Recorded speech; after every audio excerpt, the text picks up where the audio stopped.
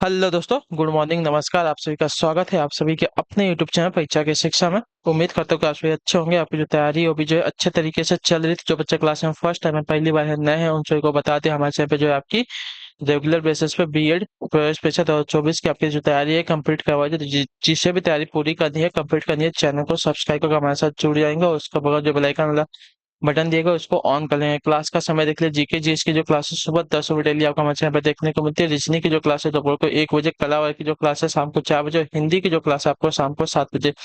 जो क्लासेस का शेड्यूल आपको याद करके रखना है, इसी टाइम पर वो डेली क्लासेस से जुड़ना, अपनी तैयारी को जो साथी है पूरा और कंप्लीट करना है, ठीक है। बाकी अगर आपका कोई डाउट है तो आप हमें आके इंस्टाग्राम पर पूछ सकते हैं। परीक्षा के शिक्षा का इंस्टाग्राम का पेज का जो लिंक है नीचे डिस्क्रिप्शन में मिल जाएगा। पीडीएफ और नोट्स के लिए टेलीग्राम का जो चैनल आप लोग इसको ज्वाइन कर लीजिए। परीक्षा के शिक्षा नाम का नीचे डिस्क्रिप्शन इसका भी लिंक मिल जाएगा साथियों। यहाँ पे क्या है, डेली बेसिस पे आपको जो क्लास का अपडेट है वो दिया जाता है और जो एग्जाम का अपडेट होगा वो भी आपको यहाँ पे बताया जाए। तो आप लोग को यहाँ पे जुड़े रहेंगे तो आपका कोई भी अपडेट जो है क्लास के रिगार्डिंग मिस नहीं होने वाला, ठीक है। और अपडेट से आ रहा है कि जिसका भी जो है यूपी बीएड का एडमिट कार्ड डाउनलोड नहीं हो रहा है, थोड़ा सर्वर का इशू है। तो अभी देखिए आपका एग्जाम जो है 9 तारीख को है, तो आप लोग आज कल में अपना जो एडमिट कार्ड है उसको डाउनलोड कर लीजिए, ठीक है। अभी थोड़ा सर्वर है, तो अभी जो सब लोग है ट्राई कर रहे होंगे। अभी अभी तो मेरे ख्याल से खाली हो गया होगा सर्वर। तो जिसने भी अभी तक नहीं किया है जाके कर लीजिए, ठीक है। बहुत जन ने जो है अपना वीडियो बना के डाला है कि एडमिट कार्ड कैसे डाउनलोड करना है, तो आप लोग वहां से जाके एक बार देख सकते हैं, ठीक है। तो चलिए क्लास स्टार्ट करें। स्टार्ट करने से पहले जिसने अभी तक क्लास को लाइक नहीं किया, क्लास को लाइक कर देंगे, क्लास को अपने दोस्तों का जो है शेयर कर देंगे, ठीक है। और जिसने भी अभी तक चैनल को सब्सक्राइब नहीं किया, चैनल को सब्सक्राइब कर लेंगे, ठीक है। और मैं देख रहा हूँ कि बहुत सारे बच्चे जो है क्लास में नहीं आ रहे हैं। तो आप लोगों को कोई दिक्कत है, कोई परेशानी है कि आपकी जो तैयारी है कंप्लीट हो चुकी है, तो आप हमें बता सकते हैं। तो हम भी अपनी जो तैयारी है बंद कर देंगे, नहीं करवाएंगे, ठीक है। तो कोई आपको परेशानी हो रही है तो आप लोग हमें कमेंट करके बता दीजिए कि हाँ सर, हमारी जो तैयारी है कंप्लीट हो चुकी है, अभी हमको तैयारी नहीं करनी है।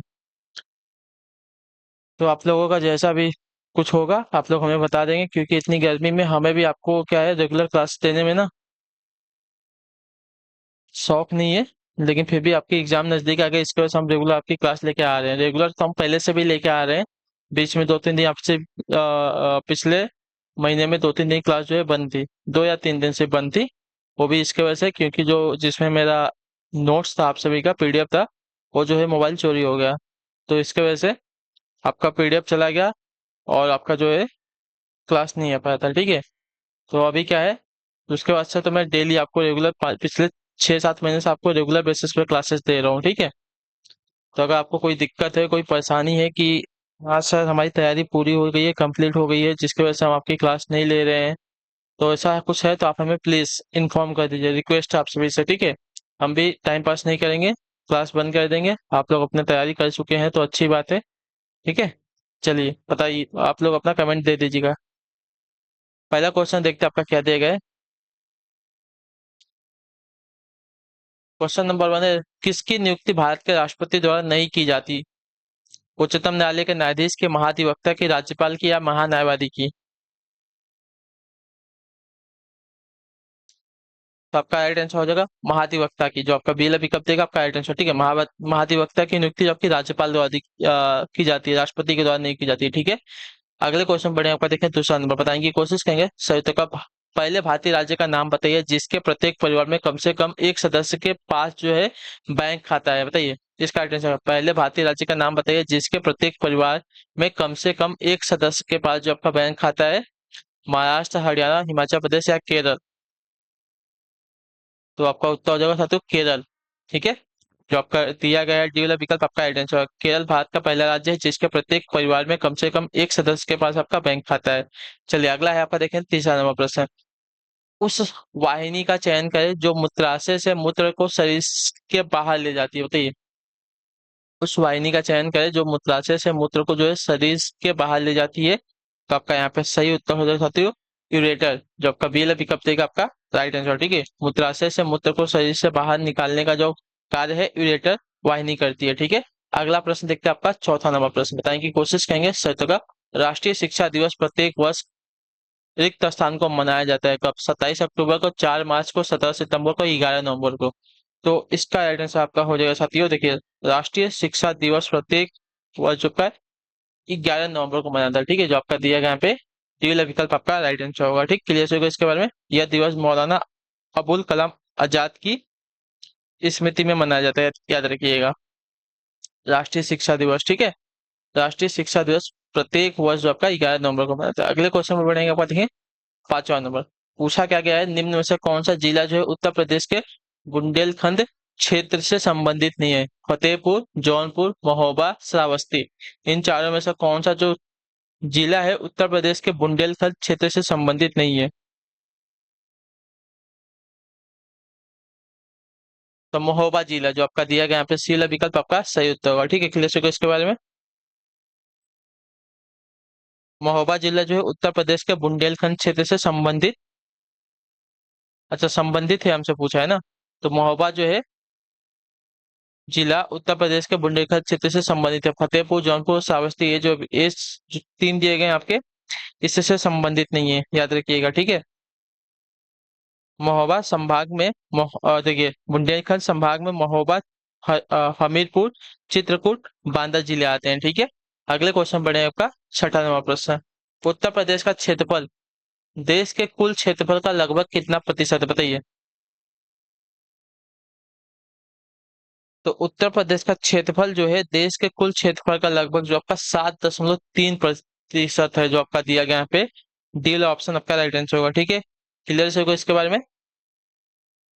चलिए फिर अगला है आपका, देखें 7वां नंबर प्रश्न। बताएं की कोशिश करेंगे साथियों। 7वें प्रश्न, 6ठी शताब्दी ईसा पूर्व के दौरान मथुरा के आसपास के क्षेत्रों को क्या कहा जाता था, बताइए। इसका सही उत्तर क्या हो जाएगा? पांचाल, अंग, सुरसेन या मत्स्य। तो देखिए 6ठी शताब्दी ईसा पूर्व के दौरान जो है मथुरा के आसपास के क्षेत्र को आपका सुरसेन कहा जाता था, सुरसेन। तो जो आपका सी वाला विकल्प देगा आपका यहाँ पे सही उत्तर होगा। ठीक है, क्लियर होगा इसके बारे में। 8वां नंबर प्रश्न देखने की कोशिश करके बताने की कोशिश करेंगे आपका आंसर होगा। निम्न में से किस रोमानी काव्य लेखक को उनकी कृति मदनाष्टक के लिए जाना जाता है, बताइए। इसका आंसर होगा, निम्न में से किस रोमानी काव्य लेखक को जो है उनकी कृति मदनाष्टक के लिए जो है जाना जाता है? तो आपका राइट आंसर यहाँ पर साथियों रहीम को, जो आपका दिया गया यहाँ पे ए वाला ऑप्शन आपका राइट आंसर होगा। ठीक है, क्लियर होगा इसके बारे में साथियों। चलिए अगले क्वेश्चन में बढ़ेंगे, उत्तर देने की कोशिश करेंगे। आपका क्वेश्चन नंबर 9 है। उत्तर प्रदेश में पहली बार 1887 ईस्वी में प्रकाशित होने वाले दैनिक समाचार पत्र हिंदुस्तान के संपादक कौन थे, बताइए। इसका सही उत्तर क्या होगा? उत्तर प्रदेश में पहली बार 1887 ईस्वी में प्रकाशित होने वाले दैनिक समाचार पत्र हिंदुस्तान के संपादक कौन थे साथियों? तो देखिए इसका सही उत्तर आपका हो जाएगा साथियों मदन मोहन मालवीय थे। ठीक है, जो आपका दिया गया यहाँ पे सी वाला विकल्प आपका सही उत्तर होगा साथियों। ठीक है, उत्तर प्रदेश में पहली बार 1887 ईस्वी में प्रकाशित होने वाले दैनिक समाचार पत्र हिंदुस्तान के संपादक की बात की जाएगी तो आपका मदन मोहन मालवीय हो जाएगा। ठीक है, क्लियर है ना। चलिए अगले क्वेश्चन में बढ़े, आपका देखेंगे 10वां प्रश्न। बताने की कोशिश करेंगे साथियों 10वें पार्ट। उत्तर प्रदेश में किस वर्ष जो है सभी सरकारी कार्यों के लिए जो है हिंदी का प्रयोग, ठीक है, हिंदी का प्रयोग करना कानूनी तौर पर जो है अनिवार्य कर दिया गया था, बताइए।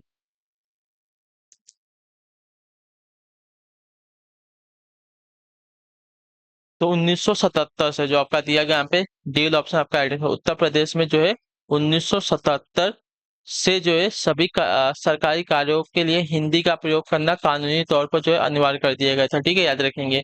अगला आपका देखेंगे 11 नंबर प्रश्न। क्या देगा है, निम्न में से अकबर के दरबार में जो है मुख्य चित्रकार कौन थे, बताइए। निम्न में से अकबर के दरबार के मुख्य चित्रकार कौन थे?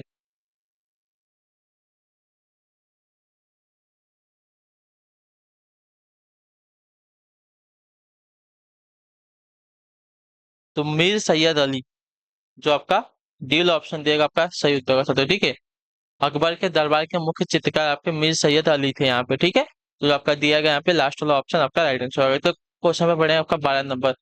रिक्त स्थान फौज फैजाबाद के रिक्त स्थान फैजाबाद के एक प्रमुख संगीतकार थे जिन्होंने शास्त्रीय संगीत में टप्पा शैली का विकास किया था। किसकी बात कर रहे हैं साथियों यहाँ पे? तो इसका सही उत्तर आपका हो जाएगा साथियों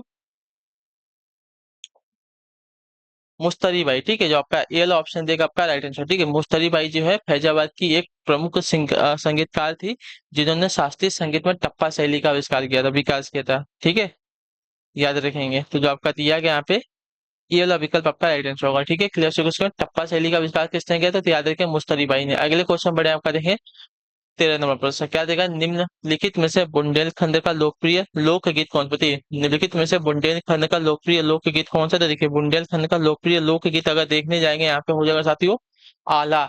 जो आपका बी वाला विकल्प देगा आपका राइट आंसर होगा। ठीक है, क्लियर से इसके बारे में। बुंदेलखंड का लोकप्रिय लोकगीत आपका यहाँ पे आला है। क्लियर है ना? चलिए, कोई भी डाउट होगा हमें देखिए आप बिंदास पूछ सकते हैं, कोई डाउट नहीं होना चाहिए। ठीक है, निम्न में से कौन सी नदी जो है भारत में ब्रह्म घाट पर कर्नाली नदी से जुड़ती है और घाघरा नदी बन जाती है? बताइए। तो आपका आइडेंस यहाँ पर साथियों शारदा नदी। जो आपका सी वाला विकल्प देगा आपका यहाँ पे सही उत्तर होगा। ठीक है, शारदा नदी जो है भारत में ब्रह्म घाट पर कर्नाली नदी से जुड़ती है और घाघरा नदी बन जाती है, याद रखेंगे। ठीक है, क्लियर है?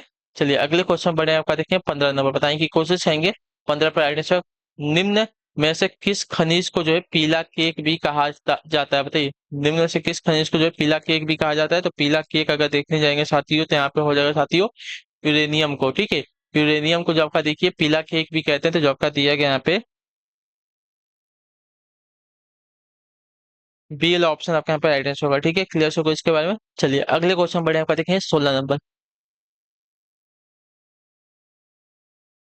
1825 ईस्वी में वेदांत कॉलेज की स्थापना किसने की जिसमें दोनों भारतीय अध्ययन और पाश्चात्य सामाजिक तथा भौतिकी विज्ञान पाठ्यक्रम प्रस्तुत किया गया? बताइए, 1825 ईस्वी में वेदांत कॉलेज की स्थापना किसने की जिसमें दोनों भारतीय अध्ययन और पाश्चात्य सामाजिक तथा भौतिकी विज्ञान पाठ्यक्रम प्रस्तुत किया गया था? तो आपका राइट आंसर हो जाएगा साथियों राजा राम मोहन राय ने। ठीक है, जो आपका दिया गया यहाँ पे बी विकल्प आपका राइट आंसर होगा। ठीक है, क्लियर होगा इसके बारे में।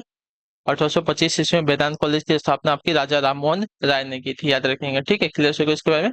इसमें जो है भारतीय विषयों के साथ साथ पाश्चात्य विषयों तथा भौतिकी के संबंधित पाठों को शामिल किया गया था।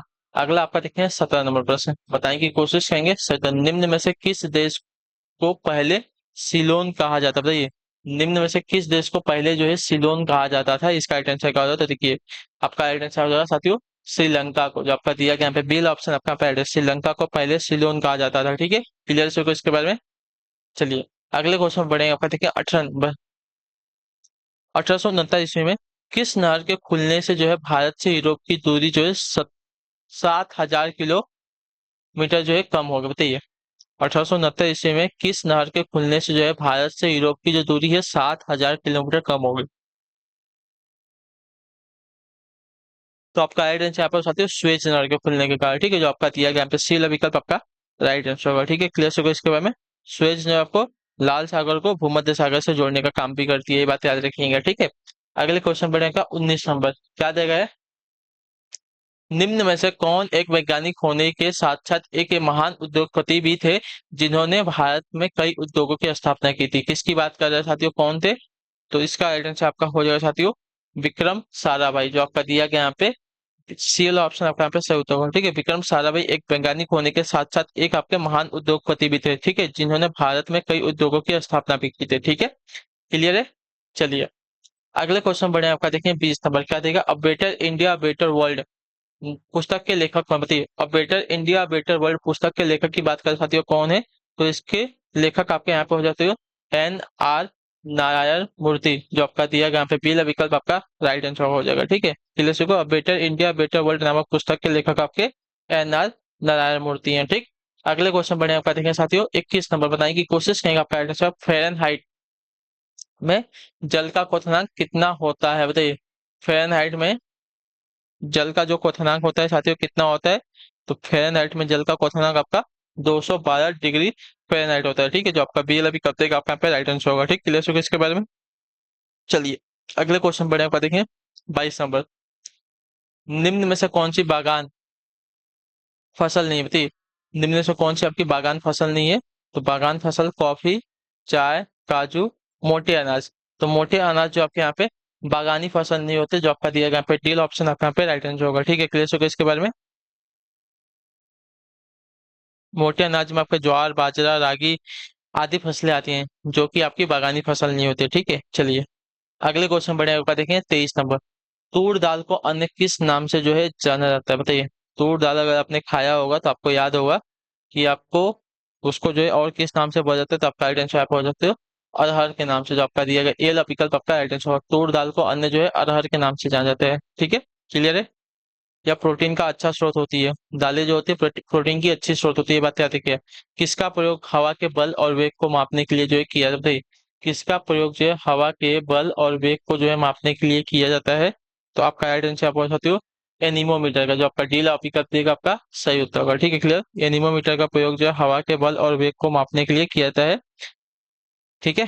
स्पीडोमीटर का जो प्रयोग है वाहनों की गति को मापने के लिए किया जाता है। लेक्टोमीटर का जो उपयोग है दूध की शुद्धता को मापने के लिए किया जाता है, ठीक है। और थर्मामीटर जो आपका देखिए तापमान को मापने के लिए इसका उपयोग किया जाता है। अगले क्वेश्चन बढ़ेगा, आपका देखेंगे 25 नंबर, क्या देगा, भारत में राष्ट्रीय हिंदी दिवस कब मनाते हैं। भारत में राष्ट्रीय हिंदी दिवस कब मनाते हैं, भारत की अगर बात करेगा तो आपको हो जाएगा साथियों 14 सितंबर को, ठीक है। भारत में राष्ट्रीय हिंदी दिवस आपका 14 और विश्व में जो आपका 10 जनवरी को, ये बात याद रखिएगा, ठीक है। अगला आपका देखेंगे 26वां, मानव अधिकारों की सार्वभौम घोषणा का अनुच्छेद 6 किससे संबंधित है, बताइए। मानव अधिकारों की सार्वभौम सार्वभौम घोषणा का अनुच्छेद 6 जो है किससे संबंधित है,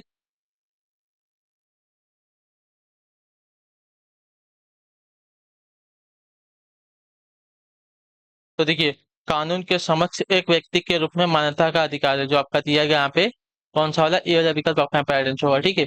मानव अधिकारों की सार्वभौम घोषणा का अनुच्छेद 6 जो है कानून के समक्ष एक व्यक्ति के रूप में मान्यता का अधिकार प्राप्त है, जो आपका ए वाला विकल्प देगा आपका यहाँ पे राइट आंसर होगा, ठीक है। अगले क्वेश्चन पर आपका देखें 27 नंबर, पूछा गया है नेशनल स्टॉक एक्सचेंज का मुख्यालय कहाँ पर है, बताइए नेशनल स्टॉक एक्सचेंज का जो मुख्यालय कहाँ पर है, तो देखिए नेशनल स्टॉक एक्सचेंज का जो मुख्यालय आपका स्थित है साथियों मुंबई में स्थित है, जो आपका दिया गया यहाँ पे सी वाला विकल्प आपका यहाँ पे राइट आंसर होगा। और इसकी स्थापना आपकी वर्ष 1992 में की गई थी, ठीक है।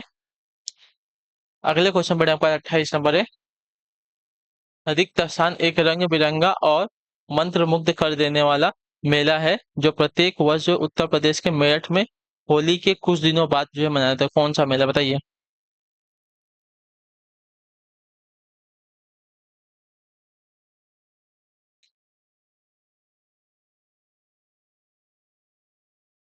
तो आपका गाइडेंस है नौचंदी मेला, ठीक है, जो आपका बीएल अभी कब देगा आपका गाइडेंस है नौचंदी मेला, आपका एक रंग बिरंगा और मंत्र मुग्ध कर देने वाला मेला है, जो प्रत्येक वर्ष जो उत्तर प्रदेश के मेरठ में होली के कुछ दिनों के बाद जो है मनाया जाता है, ठीक है।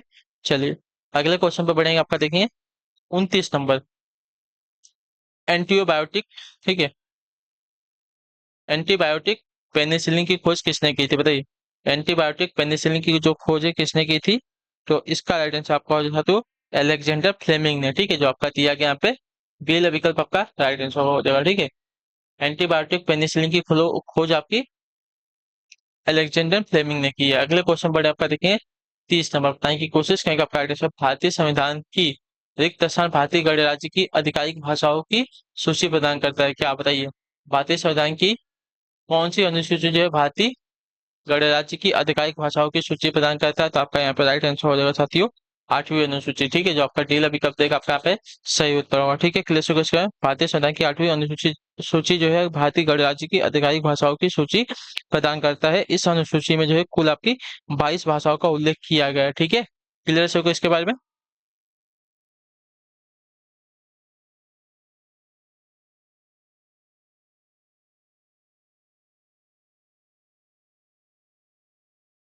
चलिए अगला है आपका देखें 31 नंबर क्वेश्चन, 31 नंबर है, क्या देगा, किस प्रकार की बाजार व्यवस्था में बाजार अथवा उद्योग पर कुछ ही विक्रेताओं का वर्चस्व होता है, बताइए।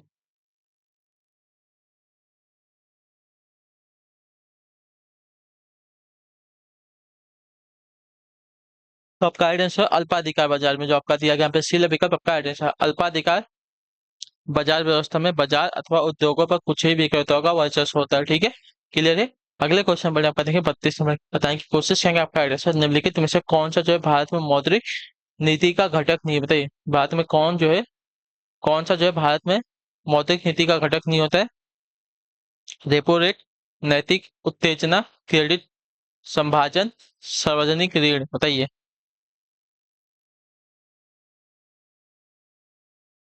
आपका राइट आंसर सार्वजनिक ऋण, जो आपका डील ऑप्शन देगा आपका राइट आंसर होगा, ठीक है, क्लियर होगा इसका। भारत में मौद्रिक नीति का घटक आपका सार्वजनिक ऋण जो है नहीं होता है, ठीक है, क्लियर है, तो जो आपका दिया गया यहाँ पे डी वाला विकल्प आपका यहाँ पे राइट आंसर होगा। ठीक,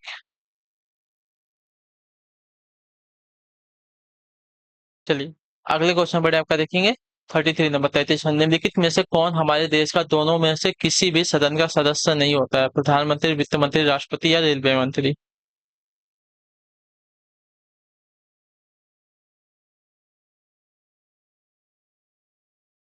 तो आपका राइट आंसर यहाँ पर साथियों राष्ट्रपति, जो आपका दिया गया आपका सी वाला विकल्प आपका राइट आंसर होगा। ठीक है, राष्ट्रपति जो है हमारे देश के दोनों सदनों में से किसी का भी सदस्य नहीं होता, इतना याद रखिएगा। ठीक है, क्लियर है। चलिए अगले क्वेश्चन में आपका देखिए 34 नंबर, भारतीय संविधान के किस अनुच्छेद में जो है आपातकाल का प्रावधान है? बताइए, भारतीय संविधान के किस अनुच्छेद में जो आपका जो है आपातकाल का प्रावधान है? तो आपका राइट आंसर यहाँ पे हो जाएगा साथियों, आपातकाल का प्रावधान आपका अनुच्छेद 352 में दिया गया, जो आपका दिया गया यहाँ पे बी विकल्प आपका सही उत्तर होगा। ठीक है, भारतीय संविधान के अनुच्छेद 352 में आपका आपातकाल का प्रावधान है, तो बी विकल्प आपका जो दिया गया आपका यहाँ पे राइट आंसर होगा। ठीक है, चलिए अगले क्वेश्चन बढ़ेंगे 35 में, बताएं की कोशिश करेंगे 35 में आपका राइट आंसर होगा। बारदोली सत्याग्रह आंदोलन का नेतृत्व किसने किया था? बताइए, बारदोली सत्याग्रह आंदोलन का जो नेतृत्व है किसने किया था? तो बहादुरी सत्याग्रह आंदोलन का जो नेतृत्व आपका यहाँ पे राइट आंसर हो जाएगा सरदार वल्लभ भाई पटेल ने किया था। ठीक है, जो आपका दिया गया यहाँ पे सीधा विकल्प आपका सही उत्तर होगा। ठीक है, क्लियर से को बारदोली सत्याग्रह आंदोलन का जो नेतृत्व है आपका सरदार वल्लभ भाई पटेल ने किया था। ठीक है, क्लियर से को। चलिए अगले क्वेश्चन में आपका देखें 36वां, भारतीय उपद्रव का पिता किन्हें कहा जाता है? तो भारतीय उपद्रव का पिता की बात करी जाएगी तो आपका देखिए यहाँ पे राइट आंसर हो जाएगा तो बाल गंगाधर तिलक को कहा जाता है। ठीक है, जो आपका दिया गया यहाँ पे बी विकल्प आपका सही उत्तर होगा साथियों। ठीक है, क्लियर है। चलिए नेक्स्ट के चलते हैं, आपका देखें 37 नंबर। ठीक है, क्या देगा, निम्नलिखित में से कौन सा क्षेत्र जब का उष्णकटिबंधीय सदाबहार वन से ढका हुआ है? बताइए, कौन सा क्षेत्र जब का उष्णकटिबंधीय सदाबहार वन से ढका हुआ है?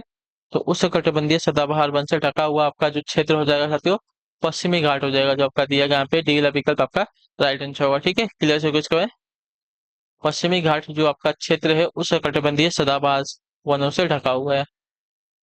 अगला आपका देखेंगे 38 नंबर, क्या देगा, पृथ्वी तथा बाह्य अंतरिक्ष के बीच अंतिम रेखा क्या कहलाती है? बताइए, पृथ्वी तथा बाह्य अंतरिक्ष के बीच की जो अंतिम रेखा है क्या कहलाती है?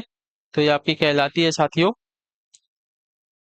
मैग्नेटोपास, जो आपका दिया गया यहाँ पे डी विकल्प आपका राइट आंसर होगा। ठीक है, क्लियर से क्वेश्चन, पृथ्वी तथा बाह्य अंतरिक्ष के बीच की अंतिम रेखा आपकी मैग्नेटोपास कहलाती है। ठीक है, क्लियर है यहाँ तक। चलिए क्लियर, फिर अगले क्वेश्चन में आपका 39 नंबर, क्या देगा, थाइमस ग्रंथि द्वारा किस निर्मित होने वाले हार्मोन्स का क्या नाम है? थाइमस ग्रंथि द्वारा निर्मित होने वाले हार्मोन का नाम क्या है?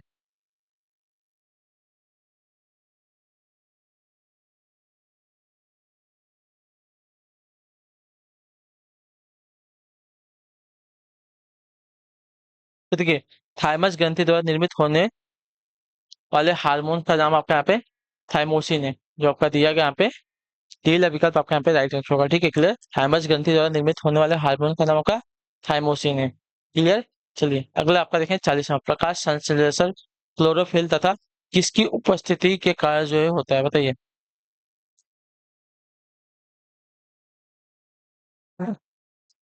तो प्रकाश संश्लेषण जो है क्लोरोफिल तथा सूर्य के प्रकाश की उपस्थिति के कारण होता है। बताया देखिए, जो आपका दिया गया फिर टी विकल्प 40 पे आपका राइट आंसर होगा। ठीक है, क्लियर से इसके बारे में।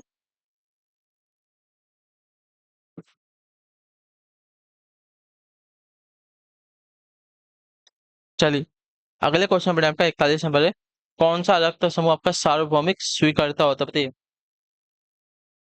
सार्वभौमिक स्वीकर्ता कौन सा रक्त समूह होता है? तो आपका राइट आंसर यहाँ पर हो जाएगा साथियों ए प्लस, ए बी पॉजिटिव। ठीक है, जो आपका दिया गया यहाँ पे टी विकल्प आपका राइट आंसर होगा। ठीक है, ए बी पॉजिटिव आपके जो रक्त समूह वाले लोग होते हैं आपके सार्वभौमिक क्या होते हैं, स्वीकर्ता होते हैं। अगला आपका देखेंगे 42 नंबर, बताएं की कोशिश करेंगे श्रोतों का, यदि पश्च दृश्य देखने वाले दर्पण में वस्तुएं बड़ी तथा उल्टी दिखाई देती हैं तो किस प्रकार के दर्पण का जो प्रयोग किया जाए, क्या है बताइए, यदि पश्च दृश्य देखने वाले दर्पण में वस्तुएं आपकी बड़ी तथा उल्टी दिखाई देती हैं तो किस प्रकार के दर्पण का जो प्रयोग किया गया है? तो आपका राइट आंसर यहाँ पे होती है अवतल दर्पण का, जो आपका ये वाला ऑप्शन देगा आपका राइट आंसर होगा। ठीक है, क्लियर है। क्लियर से को, यदि पश्च से दृश्य देखने वाले दर्पण में वस्तुएं बड़ी तथा उल्टी दिखाई देती हैं तो यहाँ पे आपका अवतल दर्पण का उपयोग किया गया है। ठीक है, चलिए अगला है आपका देखेंगे 43 नंबर। साबुन का बुलबुला किसके कारण जो है गोलाकार प्राप्त कर लेते हैं, बताइए। जड़त्व के कारण, दाब के कारण, पृष्ठ तनाव के कारण, श्यानता के कारण। तो देखिए साबुन का बुलबुला जो है पृष्ठ तनाव के कारण आपका गोलाकार प्राप्त कर लेता है, जो आपका दिया गया यहाँ पे सी वाला विकल्प में 43 पे आपका राइट आंसर होगा। ठीक है, क्लियर हो गया इसके बारे में। चलिए अगले क्वेश्चन बढ़े आपका देखिए क्या है। 44 नंबर। सी एडी का असंक्षिप्त नाम क्या होता है? सी एडी का असंक्षिप्त नाम क्या था? देखिए सी एडी का असंक्षिप्त नाम अगर देखने जाएंगे साथियों तो आपका कंप्यूटर एडेड डिजाइन, ठीक है, कैड, ठीक है। सी ए डी बोल रहा है ना, तो कंप्यूटर एडेड डिजाइन जो है इसका फुल फॉर्म होता है, जो आपका दिया गया पे पी लेविकल 44 पे आपका राइट आंसर होगा। ठीक है, चलिए अगले क्वेश्चन बढ़ेंगे 45 नंबर। बताएं कि कोशिश करेंगे निम्नलिखित में से कौन सी ऊष्माक्षेपी प्रतिक्रिया की विशेषता बताइए। कौन सी जो है ऊष्माक्षेपी प्रतिक्रिया की विशेषता है? तो ऊष्माक्षेपी प्रतिक्रिया की विशेषता की अगर बात की जाएगी तो आपका ऊष्मा का उत्सर्जन, जो आपका दिया गया यहाँ पे ये विकल्प आपका राइट आंसर हो जाएगा। ठीक है, ऊष्माक्षेपी प्रतिक्रिया की विशेषता आपकी ऊष्मा का उत्सर्जन होता है, जो आपका ये वाला ऑप्शन दिया गया है 45 पे आपका राइट आंसर होगा। ठीक है, चलिए अगले क्वेश्चन बढ़ेगा 46 नंबर। बताएं कि कोशिश करेंगे 46 पे आपका right answer। सोडियम क्लोराइड का रासायनिक सूत्र क्या बताइए। सोडियम क्लोराइड का रासायनिक सूत्र क्या? देखिए सोडियम क्लोराइड का रासायनिक सूत्र अगर देखने जाएंगे साथियों तो आपका यहाँ पे हो जाएगा NaCl। ठीक है, सोडियम क्लोराइड का यानी कि नमक का रासायनिक सूत्र आपका होता है NaCl। ठीक है, क्लियर होगा इसके बारे में। चलिए अगला है आपका देखें 47 नंबर। बताने की कोशिश करेंगे 47 पे आपका आंसर। भूमंडलीय तापमान यानी कि ग्लोबल वार्मिंग की घटना में सबसे अधिक योगदान किस गैस का है बताइए। भूमंडलीय तापमान अभी जो आपका बढ़ा है ना, इसको बोलते हैं ग्लोबल वार्मिंग। इसमें जो है किस घटना में सबसे तो इसकी घटना में, ग्लोबल वार्मिंग की घटना में सबसे अधिक योगदान किस गैस का है? तो आपका राइट आंसर यहाँ पर साथियों कार्बन डाइऑक्साइड गैस का। ठीक है, जो आपका दिया गया यहाँ पर डी विकल्प आपका राइट आंसर होगा। ठीक है, भूमंडलीय तापमान यानी कि ग्लोबल वार्मिंग की घटना में सबसे अधिक योगदान आपका कार्बन डाइऑक्साइड गैस है। ठीक है, चलिए 48 नंबर दिया गया निम्नलिखित में से किसका आविष्कार जो है सर हम्फ्री डेविड ने किया था बताइए।